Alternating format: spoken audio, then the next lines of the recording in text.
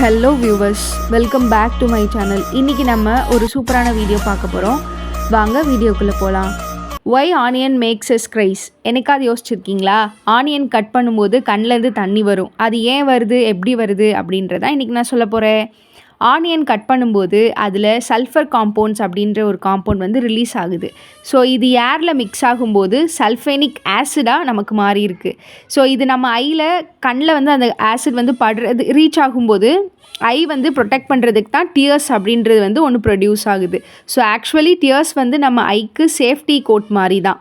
So ஆனால் இதிலே ஒரு ஃபன் ஃபேக்ட் என்னென்னு கேட்டிங்கன்னா, ஆனியனை ஃப்ரிட்ஜில் வச்சு கொஞ்சம் கூல் பண்ணிவிட்டு கட் பண்ணும்போது இந்த காம்பவுண்ட் ரிலீஸ் ரொம்ப கம்மியாக இருக்கும். ஸோ அப்போ டியர்ஸ் கூட கொஞ்சம் கம்மியாக வர்றதுக்கான வாய்ப்புகள் இருக்குது.